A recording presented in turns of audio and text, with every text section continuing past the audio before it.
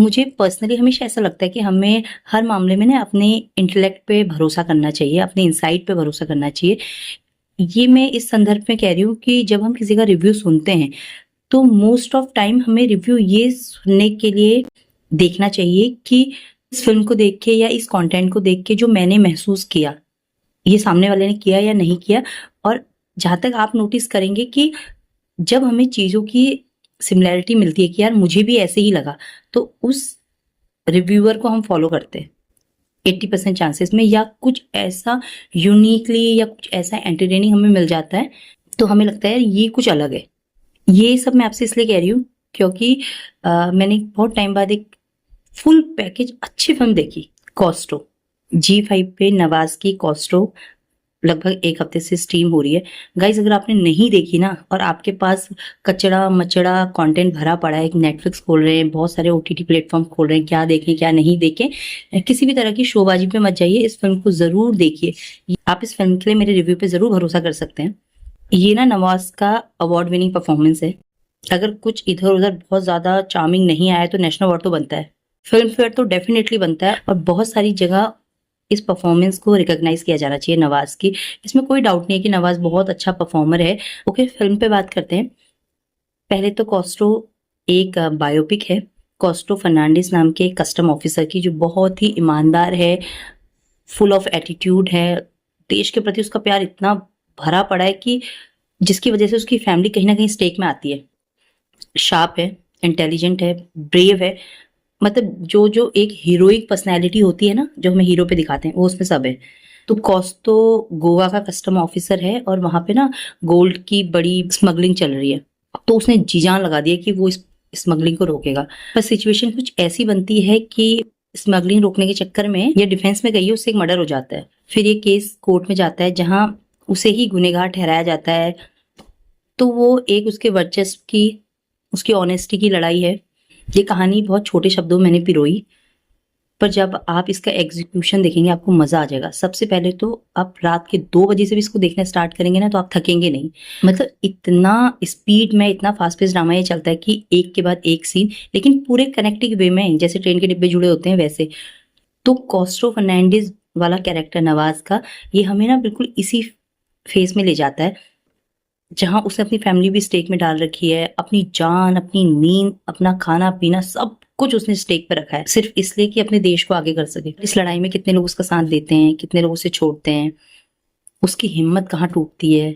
एक चीज मैं रिवील करूंगी कि नवाज को यानी कॉस्टो को ना एक टिप ऑफ मिलती थी। एक बंदा था जो उसे सारी इंफॉर्मेशन देता था, एक इन्फॉर्मर उसका। तो जब उस पे ये केस होता है तो उस पे प्रेशर किया जाता है कि वो अपने इन्फॉर्मर का नाम बता दे ताकि जो ये केस है जल्दी सुलझे और उसके पक्ष में आए। बट वो बंदा अपना मुंह नहीं खोलता क्योंकि वो जानता है कि किसी के प्रति क्रेडिबिलिटी और फिडिलिटी का क्या वैल्यू है।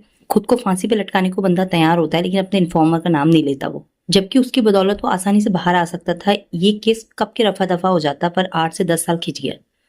अगर मैं परफॉर्मेंस पे जाऊं तो मैं इस बारे में पहले ही बोल चुकी हूँ, नवाज ने इतना अच्छा काम किया है।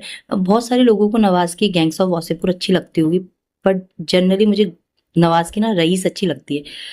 आप धनुष और नवाज की पर्सनैलिटी को थोड़ा सा कंपेयर करेंगे कि बहुत ही lean body build, average looking, कोई माचो मैन वाली, जो हमने अल्फा मैन वाली पर्सनैलिटी जो बना के रखते हैं हमारे सामने सिनेमा वाले, उससे बिल्कुल अलग। पर जब आप उनका एटीट्यूड देखेंगे, जब आप उनका थ्रो देखेंगे डायलॉग्स का, जब आप उनकी बॉडी लैंग्वेज देखेंगे, जिस तरह से वो आई कांटेक्ट करते हैं, जिस तरह से उनका गेस्चर है, पोस्चर है, वो बैठते हैं, वो अपनी साउंड का थ्रो दूसरों तक पहुंचाते हैं, तो आपको महसूस हो जाता है कि इस बंदे में दम है।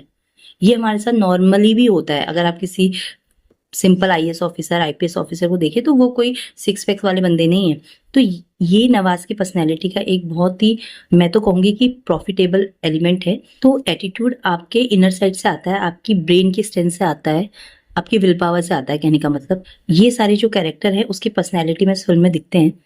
3-4 मेन कैरेक्टर और है, उनकी वाइफ है, उनका एक फ्रेंड है कस्टम का, एक इन्फॉर्मर है। दे डिड वेरी वेल, बहुत अच्छा सपोर्ट लाइन किया है उन लोगों ने। इस फिल्म में भी आपको सिस्टम की खामियां नजर आएंगी, और सबसे ज्यादा मजा इस फिल्म में तब आता है ना जब आप क्लाइमेक्स में पहुंचते हैं और आप उस रियल बंदे को देखते हैं। उसका भी कुछ ग्लिम्स इस फिल्म में दिखाया गया है, मतलब लास्ट में आप इंटरनली बहुत ही प्राउड फील करते हैं। आपको लगता है, ओ माय गॉड, हमारे देश में ऐसा बंदा है जिसने ये सब किया है। और हम सोचते हैं उसने कैसे किया होगा, उसकी लाइफ पे उस टाइम पे क्या बीती होगी, उसने अपने पर्सनल प्रोफेशनल मैटर कैसे सुलझाए होंगे। इतने साल कोर्ट के चक्कर लगाना इज नॉट ईजी। उसकी लाइफ ऊपर नीचे कैसे हुई होगी।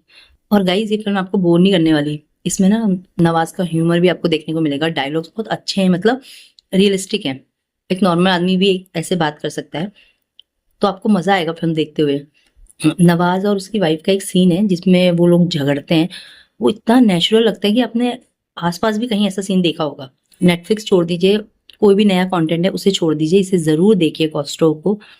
मुझे लगता है ऐसे फिल्म को जरूर सपोर्ट करना चाहिए। इसका प्रमोशन थोड़ा कम हुआ था, बहुत ज्यादा होना चाहिए। आप ये फिल्म देखिएगा और मुझे बताइएगा कि आप मेरे रिव्यू से कितने सहमत हैं। और अगर आपको मेरे रिव्यू अच्छे लगे तो प्लीज मेरे चैनल को लाइक करिए, शेयर करिए, सब्सक्राइब करिए।